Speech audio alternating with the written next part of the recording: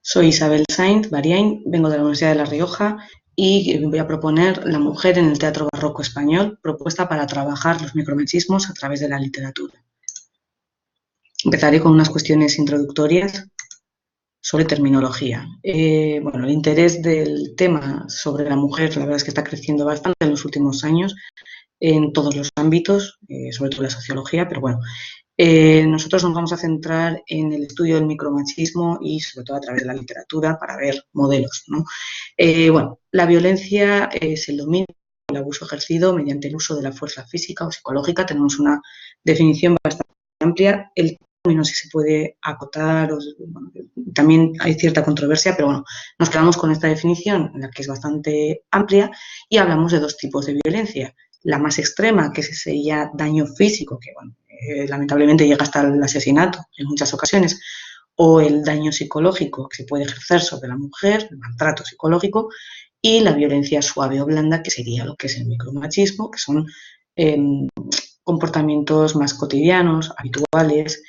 Luis Bonino fue quien definió o acuñó el término, haciendo ya en los años 90, haciendo estudios sobre las conductas masculinas respecto a las mujeres, muchas de ellas en relaciones en pareja, pero bueno, él definía el micromachismo como esa violencia ejercida sobre la mujer solo por serlo y que se fundamenta la misma violencia que fundamenta la dominación del hombre sobre la mujer.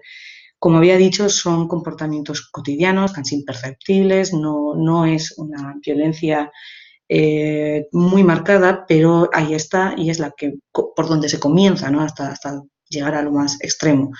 No tienen por qué suponer intencionalidad, pero sí pueden ser conscientes, pueden ser actitudes machistas que sí son conscientes de serlo. La intencionalidad, claro, es otro tema porque si son comportamientos ya asumidos muchas veces por hombres y mujeres como algo normal, muchas veces la intención no es tan clara de querer ejercer ese dominio, pero se hace. Hay 4 tipos de micromachismos: utilitarios, encubiertos, de crisis y coercitivos, y van gradualmente de aquellos aspectos quizá más suaves o más blandos, aunque sí son micromachismos, hasta los más manipulativos. Los utilitarios abusan del papel o el rol que se ha atribuido generalmente a la mujer de ser quien se hace cargo de los ámbitos domésticos o del cuidado de la familia, el cuidado de la madre, ¿no? Al final es ese rol femenino. Los encubiertos buscan abusar de la credibilidad o la confianza de esa mujer y aprovecharse de ello. El micromachismo de crisis es esa permanencia del status quo para que siga siendo el dominante el hombre. Se produce sobre todo cuando la mujer va adquiriendo poder y es un poder que no se quiere respetar, ¿no? Al final se busca esa permanencia, ¿no?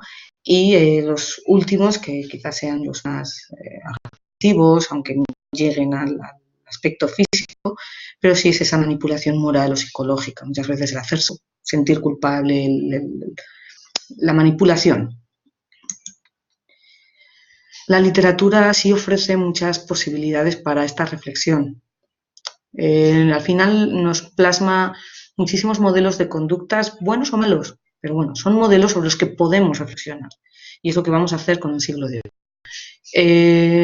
Fundamentamos la necesidad de, bueno, la necesidad, no, el empleo de la literatura como herramienta, porque las leyes promueven esta enseñanza en valores, desde las primeras etapas hasta alcanzar la universidad, donde quizá la ley orgánica sea la menos clara de todas en este aspecto, ¿no? Sí se busca la igualdad como en los aspectos de la institución universitaria, pero no se habla de cada plan de estudios, esa necesidad, ¿no? Pero bueno, sí que la literatura es una buena herramienta para la reflexión en valores.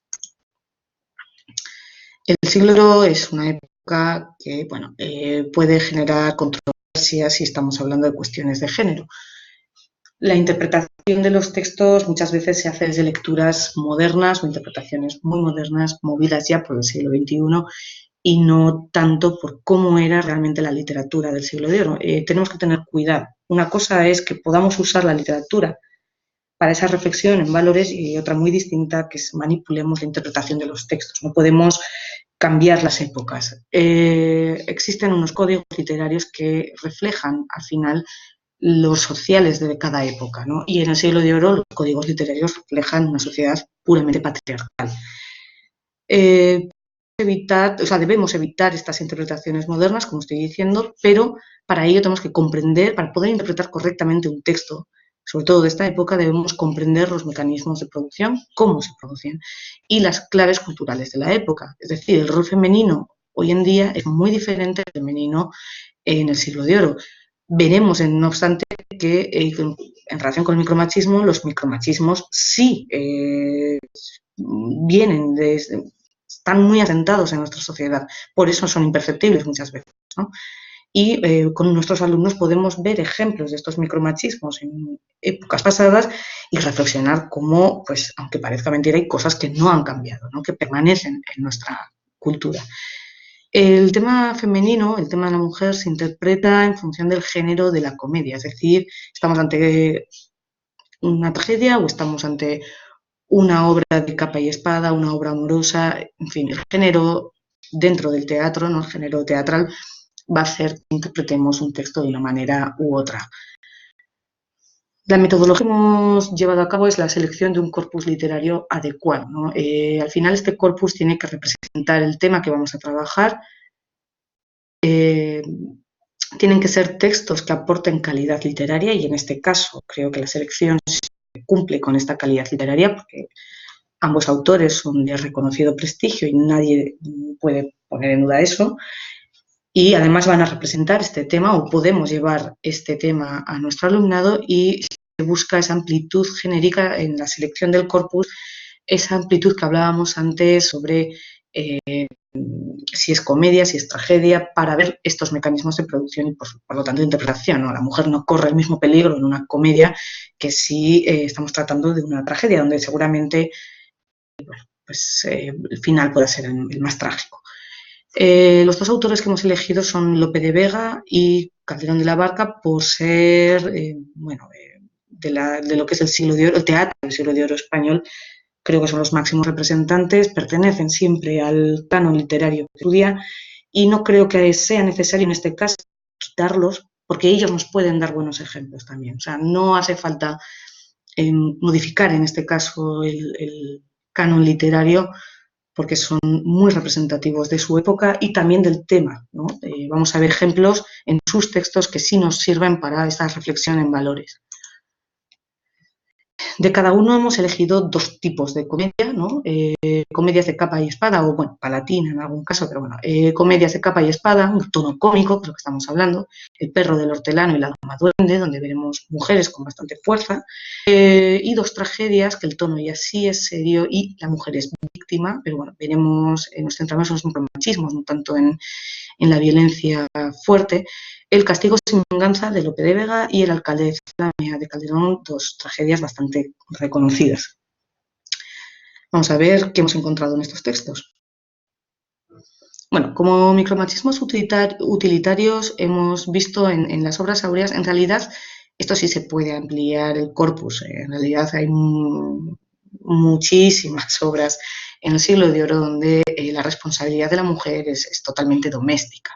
Es decir, el rol femenino, por mucho que tenga poder la mujer o tenga menos, da igual. Siempre su responsabilidad es la doméstica. Siempre las encontramos en casa o responsables de su casa, ¿no? En La dama duende, la protagonista es una joven bella y viuda y sus hermanos la obligan a vivir con decoro recluida en su casa.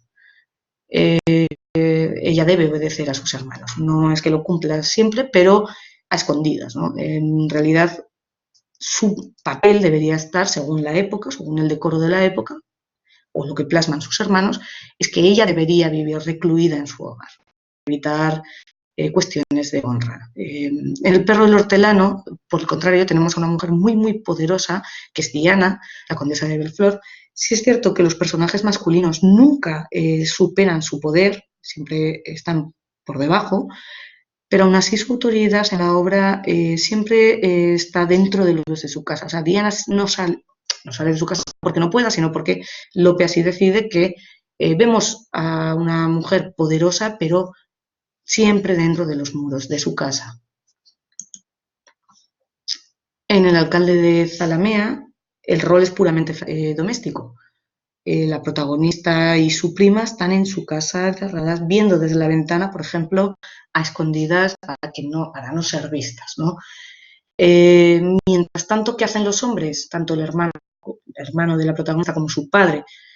Los hombres son los que hacen las labores importantes, los que salen al campo, los que trabajan, los que luchan. Al final, esa idea de que la mujer se queda en casa y el hombre provee es el micromachismo que estamos viendo en la obra en general. Y en el Sin Venganza, Cassandra se presenta feliz en su rol de esposa y madre. Bueno, le traerá más problemas que otra cosa, pero se casa con el duque, cuyo hijo ha ido a buscarla, y el hijo, que es de la misma edad, pues acaba enamorándose de Cassandra. Eh, la protagonista continuamente, sobre todo en el primer acto, se ve feliz como esposa, tiene que cumplir como esposa y quiere cumplir de esta manera. Lo mismo como madre. Los encubiertos son ese no reconocimiento de las necesidades femeninas. En El castigo sin venganza se ve que el duque ignora muchísimo a su esposa, porque una vez que la consigue, ¿no?, que se casa con ella, se dedica a ir de burdel en burdel y siendo, bueno, un hombre bastante promiscuo, y abandona a su mujer, que la trata como si fuera un mueble más, ¿no? Sí es cierto que tiene que luchar en la guerra y al volver la trata mejor, es como que ha echado de menos a su mujer o respeta su rol como esposa, pero la actitud es muy paternalista, ¿no? Hay esta necesidad de tener que cuidar a la mujer, es débil. Bueno, aquí teníamos un fragmento, pero por cuestión de tiempo lo voy a pasar, está en la presentación de todas formas. En El perro del hortelano, Teodoro está entre dos mujeres, Diana, la poderosa, y Marcela, que es la criada. El trato que tiene con Marcela es muy, muy caprichoso y, como se ve en el ejemplo, utiliza cualquier tipo de manipulación para salirse con la suya, ¿no? Al final él quiere a Diana porque es quien tiene poder, es bella, etcétera, etcétera, y a Marcela la usa un poco cuando no tiene seguro su plan, ¿no? Llega incluso a manipularla haciéndose el enfadado, cuando en realidad no debería, no tiene razón ella. Los micromachismos de Crisis son menos representados, porque al final, si estamos pensando que es esa subida del femenino, en el siglo de oro es verdad que los roles, tanto masculinos como femeninos, se mantienen. Diana sí es poderosa, pero no hay lugar a ese micromachismo, porque nunca se junta con, o no se le relaciona con hombres de su igual estatus. Teodoro tiene que obedecer y por tanto no puede más que asumir que él está por debajo de ella. En fin, no se puede dar este micromachismo. Y los coercitivos sí son esa manipulación y control sobre la libertad de la mujer. Todo esto lo podíamos comentar mucho más profundamente en clase con cada uno de los textos, ¿no? La libertad. Hemos dicho que la dama duende vive cohibida por sus hermanos, simplemente porque es una joven viuda y bella. El honor está en su género, el honor está en su sexualidad. Si se mueve de casa, corre peligro el honor de la casa, ¿no? Entonces, bueno, ahí está ese micromachismo donde no cabe en la cabeza que los hermanos le prohíban pisar la calle. Pero bueno, esa es la idea, ¿no? También un mecanismo teatral que en realidad es necesario. Y en El alcalde de Zalamea, Dospo sí, desde una actitud muy paternalista, quiere vigilar a su hija para controlar la honra. No porque desconfíe de su hija en este caso, sino de los soldados que van a ir a cobijarse a su casa. Y bueno, efectivamente, parte de razón tiene porque se produce la violación de la muchacha cuando la ven. Pero en cualquier caso, no se priva de la libertad de Isabel porque se la encierra para evitar esa deshonra. Lo mismo pasa en La dama duende, aunque el tono es muchísimo más jocoso, muchísimo más libre.